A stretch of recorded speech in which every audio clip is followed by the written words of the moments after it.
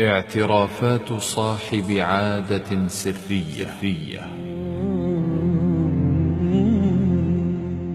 أخي، أختي، بين عينيك التي طالما نظرت إلى حرام ولم تبالي بما تراه من حرام رسالة أكتبها بقلم يسيل دما وألما وحسرة مما عملته يداي، وحسرة مما فات من عمري. إنني الآن أحس بحقيقة الحياة، أجد الراحة التي كنت أبحث عنها في المواقع الإباحية والصور الخليعة. كنت أبحث وأبحث وأبحث بالساعات الطوال والدقائق الثمينة بلا مبالاة عن إشباع شهوة الزائفة. كنت أعتقد أنني لن أرتاح إلا حين أقوم بعمل العادة السرية أمام مناظر خليعة. وتبا لهذا التفكير.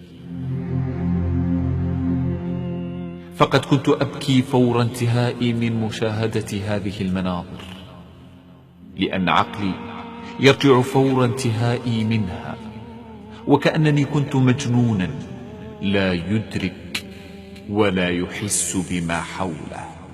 ثم أنظر إلى الساعة لأجد أنه قد مضى من الوقت 5 ساعات أو أكثر.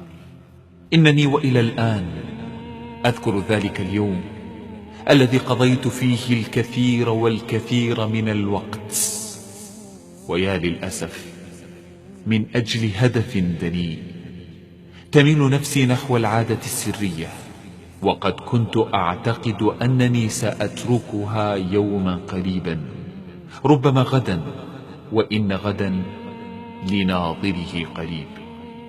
إنه ادعاء زائف، لكن تتلاشى هذه الأحلام حينما أتفاجأ أنني أكرر هذه العادة باستمرار ودون توقف.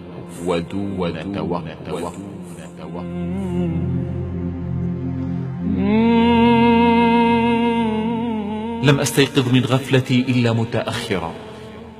أستطيع وصف حالتي أنني كالنائم، والآن أنا مستيقظ أنظر للحياة الحقيقية بعين صادقة. الآن لست أخادع نفسي كما كنت. نعم، لقد كنت لا أرضى عن عملي سابقا، فعندما أدخل لغرفتي والتي بها جهاز الحاسوب أتأكد من خلو الغرف المجاورة، وأغلق الأبواب وأطفئ الأنوار. ويا لتعاسة حظي، فقد كنت أعتقد أنه لا يراني أحد، والملائكة من فوقي تسجل وتحصي عملا.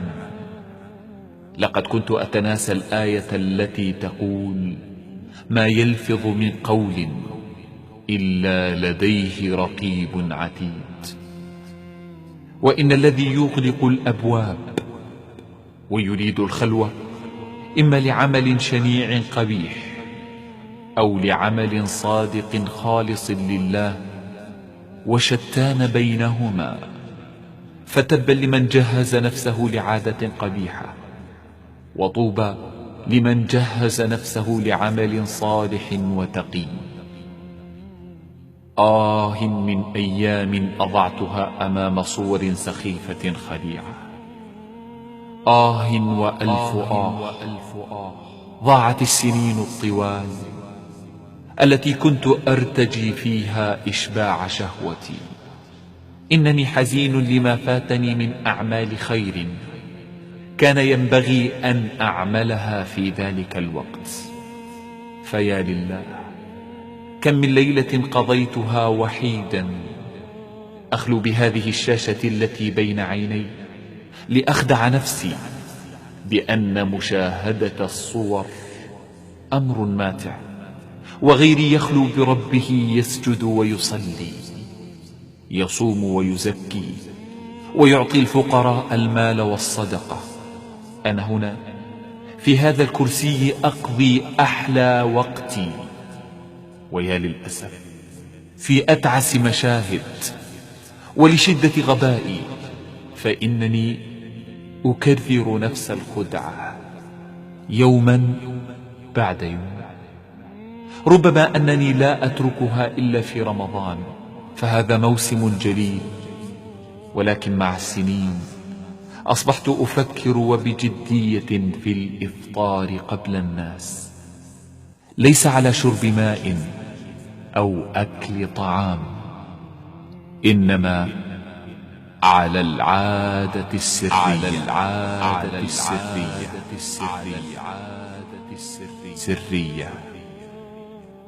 ولا حول ولا قوة إلا بالله. وأنت أخي، ماذا تبقى من عمرك؟ وأنت أخيتي، ماذا تبقى من عمرك؟ فانظر لنفسك، ماذا أنت تختار؟